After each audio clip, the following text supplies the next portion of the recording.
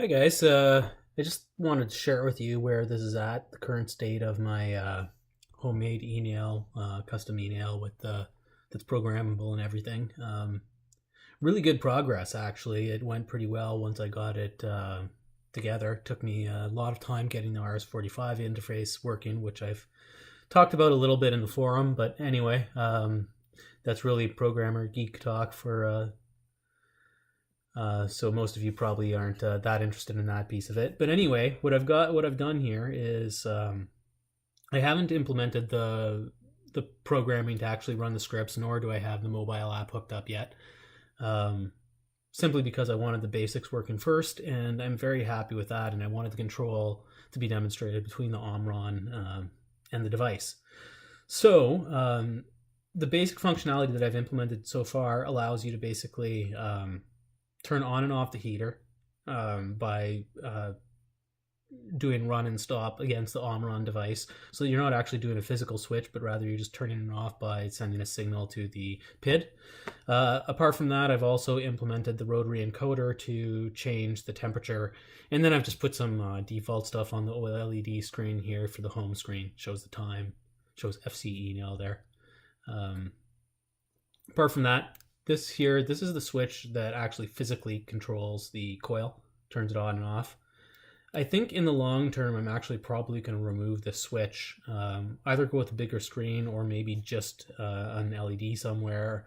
Because really, I'm not using this any longer apart from for feedback purposes, because I'm really happy with the way being able to turn on and off the coil within the Omron itself works, kind of eliminating the need to switch it off physically very often. So probably a switch on the back, like most of them, would be fine. I just figured I might want access to it, but I don't really need it the way I've got it set up.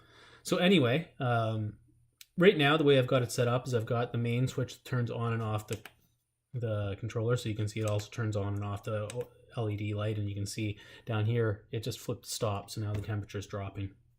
It again turns it back on, so now it's running again. Um, I've tested this as far as I've even walked away for overnight after turning it off, and I come back and it's still off. Once you've actually sent the on-off signals to Omron, they persist through reboots of the device and power offs and everything. So it's really as good as the physical switch, because I mean, once you have that setting in there, it's not going to change itself. It's written to the ROM inside the device, and it's not going anywhere. It's not going to factory reset on its own. And then, like I said, the other piece is the rotary encoder. So yeah, you can now control the temperature with the rotary encoder. And as you can see there, I've implemented some acceleration on it so that you can actually move really slowly or really fast.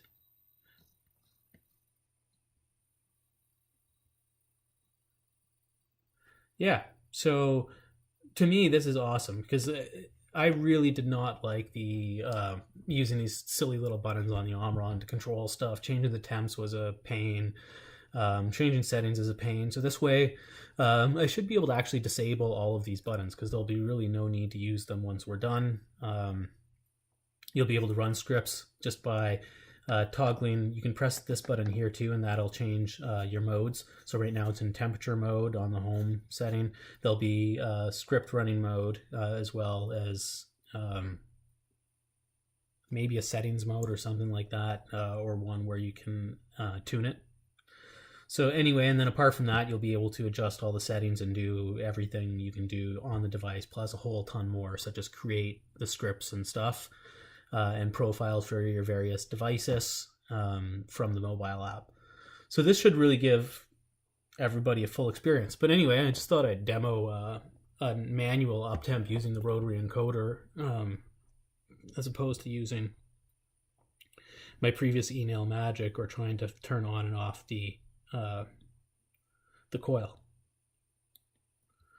So what I'm going to do here is I'm going to melt it on at 450, nice low temp dab, and then I'm going to climb that as soon as it's melted to increase the temp a little bit for my first hit, and then I'll climb it again for a second and maybe a third.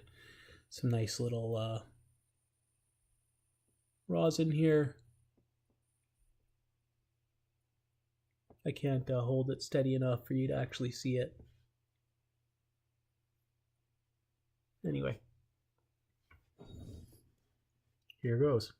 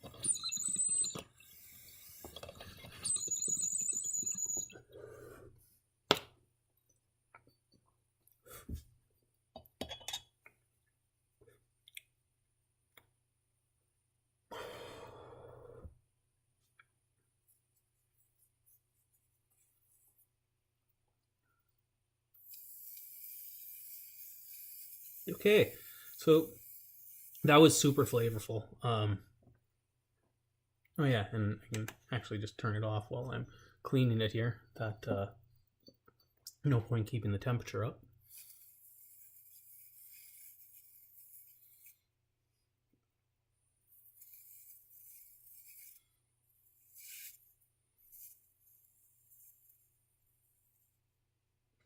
So anyway, that's about it. Pretty cool, eh?